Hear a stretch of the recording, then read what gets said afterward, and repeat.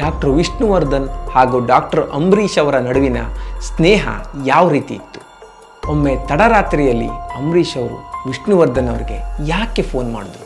ಇದೊಂದು ಸಮಸ್ಯೆ ಇಲ್ಲ ಅಂತಂದರೆ ಅಂಬರೀಷ್ ಅವರು ಕರ್ನಾಟಕದ ಮುಖ್ಯಮಂತ್ರಿ ಆಗ್ತಿದ್ರು ಅಂತ ಯಾಕೆ ವಿಷ್ಣುವರ್ಧನ್ ಅವರು ಹೇಳಿದರು? ಇವೆಲ್ಲವನ್ನು ತಿಳಿದುಕೊಳ್ಳೋಣ ಇವತ್ತಿನ ದಂತಕಥೆಯಲ್ಲಿ.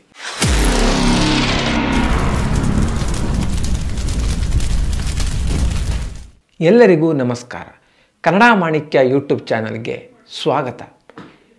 ದಂತಕಥೆಯ ಹಿಂದಿನ ಸಂಚಿಕೆಯಲ್ಲಿ ಸಾಯಿ ಗೋಲ್ಡ್ ಪ್ಯಾಲೇಸನ್ನು ಡಾಕ್ಟರ್ ವಿಷ್ಣುವರ್ಧನ್ ಅವರು ಉದ್ಘಾಟನೆ ಮಾಡಿದ್ದು ಹಾಗೂ ಆ ಉದ್ಘಾಟನೆಗೆ ತೆಗೆದುಕೊಂಡಂತಹ ಗೌರವಧನವನ್ನು ಅವರು ಏನು ಮಾಡಿದ್ರು ಅನ್ನೋದನ್ನು ತಿಳಿದುಕೊಂಡ್ವಿ. ಇವತ್ತಿನ ಸಂಚಿಕೆಯಲ್ಲಿ ಡಾಕ್ಟರ್ ವಿಷ್ಣುವರ್ಧನ್ ಹಾಗೂ ಡಾಕ್ಟರ್ ಅಂಬರೀಷ್ ಅವರ ನಡುವಿನ ಸ್ನೇಹ ಹೇಗಿತ್ತು ಮತ್ತು ಅವರ ನಡುವೆ ನಡೆದ ಕೆಲವೊಂದು ವಿಶಿಷ್ಟವಾದ ಘಟನೆಗಳನ್ನು ತಿಳಿದುಕೊಳ್ಳೋಣ. ಅಂಬರೀಷ್ ಅವ್ರ ಬಗ್ಗೆ ಮಾತಾಡ್ತಾ ಡಾಕ್ಟರ್ ವಿಷ್ಣುವರ್ಧನ್ ಅವರು ಏನು ಹೇಳ್ತಾರೆ ಅಂದರೆ, ಅಂಬರೀಷ್ ಮತ್ತು ನನ್ನ ನಡುವಿನ ಒಂದು ಸಂಬಂಧ ಗಂಡ ಹೆಂಡತಿ ಥರ ಇತ್ತು. ನಾವಿಬ್ಬರೂ ಸೇರಿ ಒಂದೇ ಹಾಸಿಗೆಯನ್ನು ಶೇರ್ ಮಾಡಿಲ್ಲ ಅನ್ನೋದು ಬಿಟ್ಟರೆ ಉಳಿದೆಲ್ಲ ರೀತಿಯಲ್ಲಿ ಗಂಡ ಹೆಂಡತಿಯಂತೆ ಅನ್ಯೋನ್ಯವಾಗಿದ್ವಿ.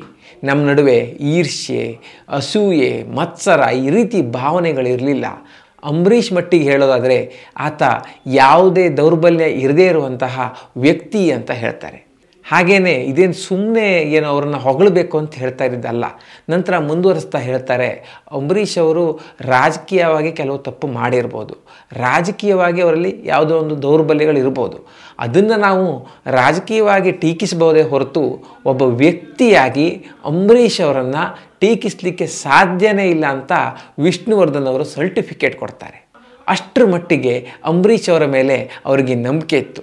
ಆ ಒಂದು ಉನ್ನತ ಸ್ಥಾನದಲ್ಲಿ ಅಂಬರೀಷ್ ಅವ್ರನ್ನ ಅವರು ಇಟ್ಟಿದ್ರು ಅನ್ನೋದು ಅವರ ಈ ಮಾತಿನಿಂದ ನಮಗೆ ಗೊತ್ತಾಗುತ್ತೆ. ಅಂಬರೀಷ್ ಅವರು ಕೇವಲ ವಿಷ್ಣುವರ್ಧನ್ ಅವರಿಗಷ್ಟೇ ಸ್ನೇಹಿತರಾಗಿರಲಿಲ್ಲ, ಅವರ ಫ್ಯಾಮಿಲಿಯಲ್ಲಿ ಎಲ್ಲರಿಗೂ ಅಂಬರೀಷ್ ಅವ್ರನ್ನ ಕಂಡ್ರೆ ತುಂಬ ಇಷ್ಟ. ವಿಷ್ಣುವರ್ಧನ್ ಅವರ ಪತ್ನಿ ಭಾರತಿ ಅವರು ಕೂಡ ಅಂಬರೀಷ್ ಅವ್ರ ಜೊತೆ ತುಂಬ ಕ್ಲೋಸ್ ಆಗಿದ್ದರು. ಕೆಲವೊಮ್ಮೆ ವಿಷ್ಣುವರ್ಧನ್ ಅವರ ಏಕಾಗ್ರತೆಗೆ ಭಂಗ ತರಬಾರ್ದು, ಅವರು ಯಾವುದೋ ಒಂದು ವಿಷಯದಲ್ಲಿ ಮಗ್ನರಾಗಿದ್ದಾರೆ, ಯಾಕೆ ಟೆನ್ಷನ್ ಕೊಡೋದು ಅಂತ ಕೆಲವೊಂದು ವಿಷಯಗಳನ್ನು ಅಂಬರೀಷ್ ಮತ್ತು ಭಾರತಿ ಅವರೇ ಡಿಸೈಡ್ ಮಾಡಿಬಿಡ್ತಿದ್ರು. ಅಷ್ಟರ ಮಟ್ಟಿಗೆ ಅವರೊಂದು ಆ ಕ್ಲೋಸ್ನೆಸ್ ಇತ್ತು. ಒಮ್ಮೆ ವಿಷ್ಣುವರ್ಧನ್ ಅವರ ಮಗಳು ಕೀರ್ತಿಯವರ ಬರ್ತ್ಡೇ ಇರುತ್ತೆ. ವಿಷ್ಣುವರ್ಧನ್ ಅವ್ರ ಮನೆಯಲ್ಲಿ ಪಾರ್ಟಿ ಇರುತ್ತೆ. ಅವತ್ತು ಅಲ್ಲಿಗೆ ಅಂಬರೀಷ್ ಅವರು ಬಂದು ಪಾರ್ಟಿ ಅಟೆಂಡ್ ಮಾಡಿ ತಿಂದು ಕುಡಿದು ಎಲ್ಲರನ್ನೂ ರಂಜಿಸಿ ಹೋಗ್ತಾರೆ.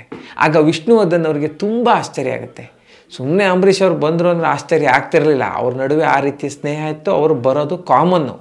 ಆದರೆ ಅವತ್ತಿನ ದಿನಾನೇ ಅಂಬರೀಷ್ ಅವರ ಮನೆಯಲ್ಲೇ ಅವರ ದೆಹಲಿ ಸ್ನೇಹಿತರಿಗೆ ಒಂದು ದೊಡ್ಡದಾದ ಪಾರ್ಟಿ ಅರೇಂಜ್ ಆಗಿರುತ್ತೆ.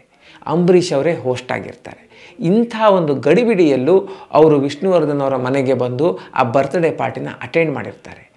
ಇದಕ್ಕೆ ವಿಷ್ಣುವರ್ಧನ್ ಅವರಿಗೆ ಆಶ್ಚರ್ಯ ಆಗಿರುತ್ತೆ. ಇನ್ನೂ ಒಂದು ಕುತೂಹಲಕಾರಿ ವಿಷಯ ಏನಂದರೆ, ಅಂಬರೀಷ್ ಅವರಿಗಾಗಿ ವಿಷ್ಣುವರ್ಧನ್ ಅವರ ಮನೆಯಲ್ಲಿ ಒಂದು ವಿಶೇಷವಾದ ಬಾರ್ ಇತ್ತಂತೆ. ಇದರಲ್ಲಿ ಅಂಬರೀಷ್ ಅವರು ಬಿಟ್ಟರೆ ಯಾರೂ ಗುಂಡು ಹಾಕಿಲ್ಲ ಅಂತ ವಿಷ್ಣುವರ್ಧನ್ ಅವರೊಮ್ಮೆ ಹೇಳ್ತಾರೆ. ಅಲ್ಲಿ ಅಂಬರೀಷ್ ಅವ್ರನ್ನ ಬಿಟ್ಟು ಯಾರೂ ಪ್ರವೇಶನೇ ಮಾಡಿಲ್ವಂತೆ. ಈ ಬಾರ್ ಹೇಗಾಯಿತು ಅಂದರೆ, ಒಮ್ಮೆ ಹೀಗೆ ಸುಮ್ಮನೆ ರಾತ್ರಿ ವಿಷ್ಣುವರ್ಧನ್ ಅವ್ರ ಮನೆ ಬಂದಾಗ ಅಂಬರೀಷ್ ಅವರು ಏನಯ್ಯ ಸೂಪರ್ ಸ್ಟಾರ್ ಮನೆ ಅಂತೀಯ, ಒಂದು ಗುಂಡಿಲ್ಲ ತುಂಡಿಲ್ಲ ಅಂತ ತಮಾಷೆಯಾಗಿ ಹೇಳಿದ್ರಂತೆ. ಅದರ ಮರುದಿನಾನೇ ವಿಷ್ಣುವರ್ಧನ್ ಅವರು ಅಂಬರೀಷ್ಗಾಗಿ ಒಂದು ವಿಶೇಷವಾದ ಬಾರನ್ನು ಮನೆಯಲ್ಲಿ ನಿರ್ಮಾಣ ಮಾಡಿದ್ರಂತೆ. ವಿಷ್ಣುವರ್ಧನ್ ಅವರು ಹೇಳ್ತಾರೆ, ಅಂಬರೀಷ್ ಅವರು ಯಾವತ್ತೂ ಕೋಪ ಮಾಡ್ಕೊಂಡಿದ್ದೆ ನಾನು ನೋಡಿಲ್ಲ. ಅವರು ಅಂತ ಮಗುವಿನಂಥ ಮನಸ್ಸು, ಯಾವಾಗಲೂ ನಾನು ಒಳ್ಳೆಯದನ್ನೇ ಬಯಸೋರು. ಕೆಲವೊಮ್ಮೆ ಒಂದೊಂದು ಪರಿಸ್ಥಿತಿಯಲ್ಲಿ ಅವರಿಗೆ ಮಾತನಾಡಲಿಕ್ಕೆ ಅವಕಾಶ ಇಲ್ಲದ ಕೂಡ ಆ ಕಣ್ಣಲ್ಲೇ ಗೊತ್ತಾಗ್ತಿತ್ತು ನನ್ನ ಮೇಲೆ ಕಾಳಜಿ ಇದೆ ಅಂತ. ಅಷ್ಟರ ಮಟ್ಟಿಗೆ ಅಂಬಿ ನನ್ನ ಪ್ರಾಣ ಸ್ನೇಹಿತ ಅಂತ ಹೇಳಿದ್ದಾರೆ. ಇನ್ನೊಮ್ಮೆ ಸರಿಯಾಗಿ ಮಳೆ ಬರದೆ ಬರಗಾಲ ಆರಂಭ ಆಗಿರುತ್ತೆ. ಆವಾಗ ವಿಷ್ಣುವರ್ಧನ್ ಅವರು ಅಂಬರೀಷ್ ಅವರಿಗೆ ಫೋನ್ ಮಾಡಿ, ನೀನು ಹಿಂದಿನ ವರ್ಷ ಕನ್ನಂಬಾಡಿ ಕಟ್ಟೆಯಲ್ಲಿ ಪೂಜೆ ಮಾಡಿದಾಗ ಮಳೆ ಬಂತು, ಕಟ್ಟೆನೇ ತುಂಬಿತ್ತು, ಈ ಬಾರಿ ಯಾಕೆ ಮಾಡಿಲ್ಲ, ಅದೊಂದು ಮಾಡ್ಬೋದಲ್ಲ ಅಂತ ಹೇಳ್ತಾರೆ. ಮರುದಿನಾನೇ ಅಂಬರೀಷ್ ಅವರು ಅವರ ಪತ್ನಿ ಸುಮಲತಾ ಅವರೊಂದಿಗೆ ಕನ್ನಂಬಾಡಿ ಕಟ್ಟೆಗೆ ಹೋಗಿ ಪೂಜೆ ಮಾಡಿ ಎಲ್ಲ ಪತ್ರಿಕೆಗಳಲ್ಲೂ ಅದು ವರದಿಯಾಗಿರುತ್ತೆ. ಆವತ್ತೇ ಮಳೆ ಕೂಡ ಬರುತ್ತೆ. ವಿಷ್ಣುವರ್ಧನ್ ಅವರು ತನ್ನ ಸ್ನೇಹಿತ ಹೀಗೆ ಪೂಜೆ ಮಾಡಿದ್ದಕ್ಕೆ ಮಳೆ ಬಂತು ಅಂತ ತುಂಬ ಖುಷಿ ಪಟ್ಕೊಳ್ತಾರೆ.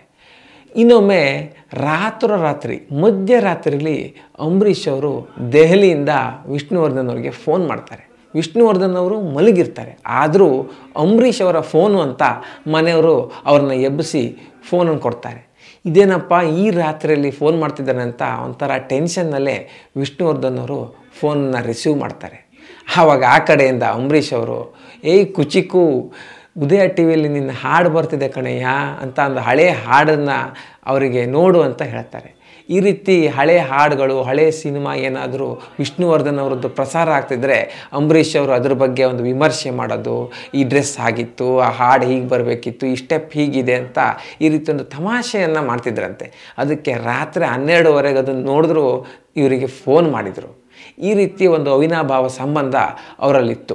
ಅಂಬರೀಷ್ ಅವರನ್ನು ಎಷ್ಟು ಉನ್ನತ ಮಟ್ಟದಲ್ಲಿ ವಿಷ್ಣುವರ್ಧನ್ ಅವರು ನೋಡ್ತಿದ್ರು ಅಂದರೆ ಅವರೇ ಹೇಳ್ತಾರೆ, ಅಂಬರೀಷ್ ಅವರ ಲೈಫ್ ಸ್ಟೈಲ್ ಸ್ವಲ್ಪ ಡಿಸ್ಆರ್ಗನೈಸ್ಡ್ ಇದೆ, ಸಣ್ಣದೊಂದು ಶಿಸ್ತು ಬಂದುಬಿಟ್ಟಿದ್ರೆ ಅವರು ಕರ್ನಾಟಕದ ಮುಖ್ಯಮಂತ್ರಿ ಆದರೂ ಕೂಡ ಯಾವುದೇ ರೀತಿ ಆಶ್ಚರ್ಯ ನನಗಾಗಲ್ಲ ಅಂತಾರೆ. ಅವರನ್ನು ಅಷ್ಟು ದೊಡ್ಡ ಸ್ಥಾನದಲ್ಲಿ ವಿಷ್ಣುವರ್ಧನ್ ಅವರು ಆಗಲೇ ಊಹಿಸ್ಕೊಂಡು ಬಿಟ್ಟಿದ್ರು.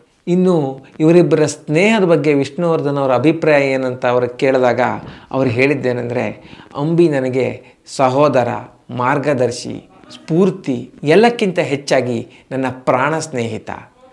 ಈ ರೀತಿ ಒಂದು ಸ್ನೇಹ ಸಿಕ್ಕಿರೋದು ನನ್ನ ಪೂರ್ಣ ಜನ್ಮದ ಪುಣ್ಯ ಅಂತ ಅವ್ರು ಹೇಳ್ತಾರೆ. ನೋಡಿ, ಅಂಬರೀಷ್ ಮತ್ತು ವಿಷ್ಣುವರ್ಧನ್ ಅಂತ ಹೇಳಿದಾಗ ನಮಗೆಲ್ಲ ಕುಚಿಕ್ಕು ಕುಚಿಕ್ಕು ಸಾಂಗ್ ನೆನಪಾಗುತ್ತೆ. ಆದರೆ ತೆರೆ ಮುಂದಷ್ಟೇ ಅಲ್ಲ, ತೆರೆ ಹಿಂದೆ ಕೂಡ ಇವರ ಸ್ನೇಹ ಅಷ್ಟೇ ಗಟ್ಟಿಯಾಗಿತ್ತು, ಅಷ್ಟೇ ಒಂದು ವಿಶಿಷ್ಟವಾಗಿತ್ತು. ಈ ವಿಡಿಯೋ ನಿಮಗಿಷ್ಟ ಆಗಿದ್ದರೆ ತಪ್ಪದೇ ಶೇರ್ ಮಾಡಿ. ಮುಂದಿನ ದಂತಕಥೆಯಲ್ಲಿ ಮತ್ತಷ್ಟು ವಿಶಿಷ್ಟ ಘಟನೆಗಳೊಂದಿಗೆ ಭೇಟಿಯಾಗೋಣ. ಅಲ್ಲಿವರೆಗೂ ನಮಸ್ಕಾರ.